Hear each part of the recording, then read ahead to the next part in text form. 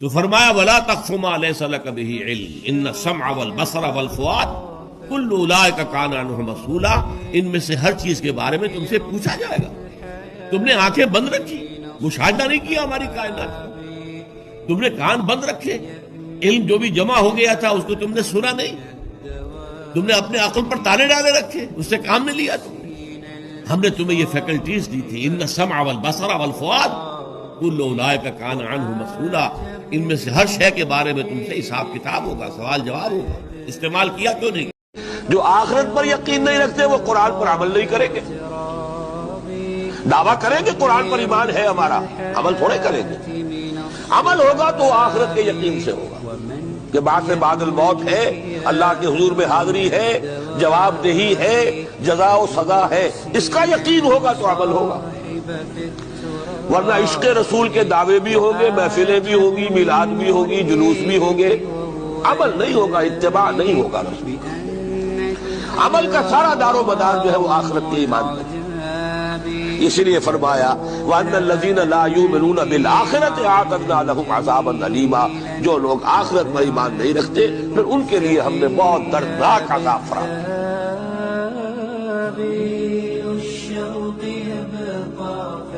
آج بھی برقع نظر آ جائے گا تو ہندوستان میں نظر آ جائے گا۔ میں نے اپنی آنکھوں سے دیکھا چند سال پہلے جب مکہ مسجد حیدرآباد دکن میں 3 دن مسلسل میری تقریریں ہوئی ہیں، 10,000 مرد اور 5,000 خواتین، اور ان میں سے کوئی بغیر برقعے کے نہیں۔ سیلاب نظر آ رہا تھا برقعوں کا کہ جب جلسہ ختم ہوا ہے رات کے 12 بجے 3 دن تک متواصل۔ یہاں کہاں نظر آئے گا برقع آپ کو؟ یہاں تو جس کے بعد 2 پیسے ہو گئے اس نے سب سے پہلے برقع اتار کے پھینک دیا۔ اصل ضرورت تھی کہ یہاں اس نظام کو قائم کیا جائے، اور نظام عدل اجتماعی، وہ جس میں حریت ہو، جس میں عام آدمی بھی خلیفہ وقت کو ٹوک سکے۔ یہ کرتا کیسے بن گیا؟ ایک خاتون بھی کھڑی ہو کر دامن پکڑ لے، عمر تمہیں کیا حق ہے کہ ہمارے مہر کے اوپر پابندی لگا رہے ہو، جبکہ اللہ نے نہیں لگائی۔ اللہ قرآن میں قنطارہ کا لفظ استعمال کر رہا ہے۔ ڈھیروں سونا دے دے کوئی شخص اپنی بیوی کو مہر کے اندر، طلاق دیتے وقت اس میں سے کچھ نہیں لے سکتا۔ آپ کون ہوتے ہیں ہمارے حق کے اوپر پابندی لگانے والے؟ اور عمر نے کہا، آج ایک بڑھیا نے وہ اب عمر کو دین سکھایا، آرڈیننس واپس۔ فرمایا حضور کی ایک حدیث بڑی پیاری ہے، کفا بالمرء کذبا ان یحدث بکل ما سمع، کسی شخص کے جھوٹے ہونے کے لیے یہ کافی ہے کہ جو بات سنے وہ بیان کر دے۔ کان میں ایک بات آئی اور زبان سے آگے نکل گئی، یہ غلط ہے، یہ بھی ایک جھوٹ کی علامت ہے۔ جو بات سنی ہے پہلے تحقیق کرو، دماغ میں لے کر جاؤ اسے، اور تحقیق کرو، تفتیش کرو، تبیین کرو۔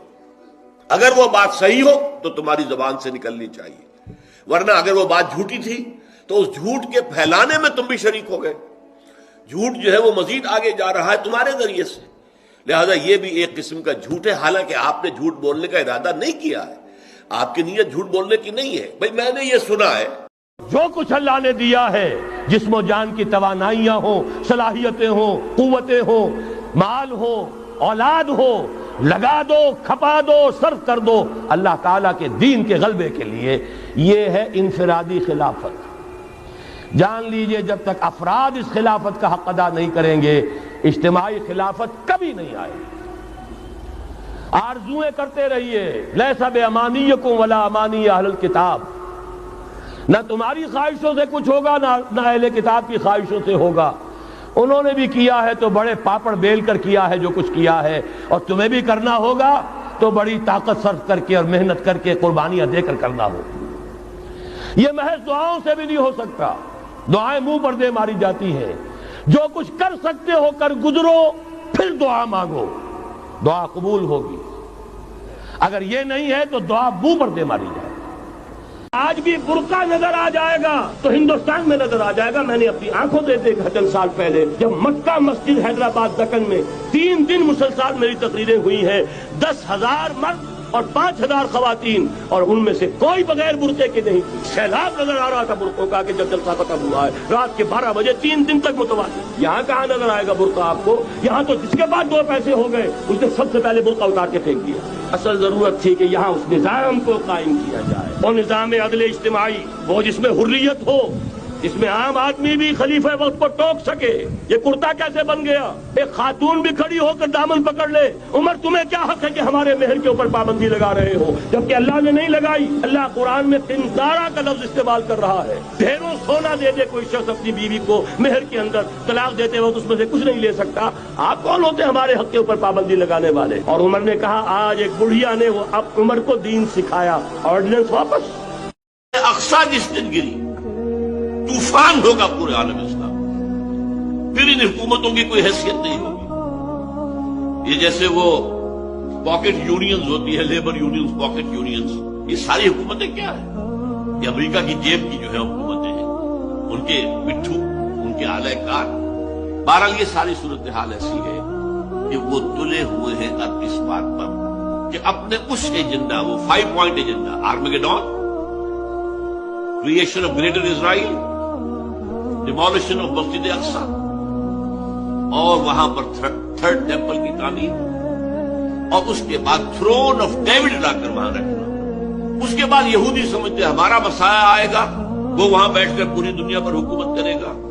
عیسائیوں کا خیال ہے کہ حضرت مسیح کا سیکنڈ کمنگ ہوگی، جو ہم بھی اس کے قائل ہیں، اور وہ وہاں سے حکومت کرے گا۔ دین یہ نہیں ہے، دین ہے اللہ کا دین، اللہ کا نظام، اللہ کا قانون۔ وَمَن لَّمْ يَحْكُم بِمَا أَنزَلَ اللَّهُ فَأُولَٰئِكَ هُمُ الْكَافِرُونَ، جو اللہ کی اتاری ہوئی شریعت کے مطابق فیصلے نہ کرے وہی تو کافر ہے۔ میں اور آپ کون ہیں؟ برا نہ مانیے،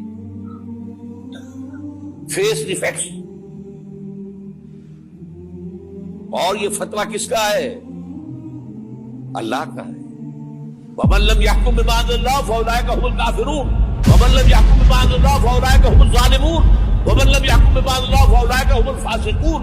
3 فتوے ہیں اس مفتی اعظم کے، جو ہماری اتاری ہوئی شریعت کے مطابق فیصلے نہیں کرتے، وہی تو کافر ہے، وہی تو مشرک ہے، وہی تو فاسق ہے، ناہنجار ہے، باغی۔ کسی شخص کے منہ پر دے مارنا، تمہارے اندر تو یہ خرابی ہے، فرض کیجیے ہے، لیکن اس وقت تم نے یہ بات کہہ کے اس کے دل کو، اس کے احساسات کو مجروح کیا ہے۔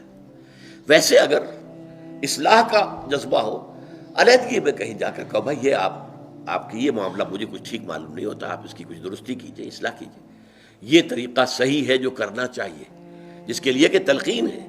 المسلم مرآۃ المسلم، ایک مسلمان کو دوسرے مسلمان کے لیے آئینہ ہونا چاہیے، کہ جیسے آئینے میں میں دیکھتا ہوں ارے یہاں پہ کیا داغ پڑ گیا ہے، میں اس کو صاف کروں، اسی طریقے سے ایک مسلمان دوسرے مسلمان کو اس کے داغ دھبے بتائے، لیکن پبلک میں نہیں، رو در رو نہیں، سب کے سامنے نہیں، بلکہ علیحدگی کے اندر جا کر، تاکہ اسے بھی اندازہ ہو کہ یہ میری اصلاح چاہتا ہے، میرا خیر خواہ ہے، یہ مجھے بدنام کرنے کے لیے، لوگوں کی نگاہوں میں میرا مقام گرانے کے لیے یہ بات نہیں کر رہا ہے۔ اور بہتر یہ ہے کہ علیحدہ علیحدہ گھر ہو، چھوٹے سے چھوٹا گھر ہو لیکن علیحدہ گھر ہو۔ یہ جوائنٹ فیملی سسٹم سوائے اس کے کہ مجبوری ہو، یہ اسلام میں پسندیدہ نہیں ہے۔ جوائنٹ فیملی سسٹم میں ساس اور بہو کی چپکلش چلتی ہے، بھاوج اور نندوں کی چپکلش چلتی ہے، 2 بھائی ہیں ان کی بیویاں ہیں ان کی آپس میں چپکلش چلے گی۔ میرے والد صاحب ایک بات کہا کرتے تھے، گھر اور گور علیحدہ ہی اچھی ہے، جیسے قبر علیحدہ ہوتی ہے ایسے ہی گھر بھی علیحدہ ہی ہونا چاہیے۔ تو اس پہلو سے اسلام جو ہے جوائنٹ فیملی سسٹم کو پسند نہیں کرتا، مجبوری دوسری بات ہے۔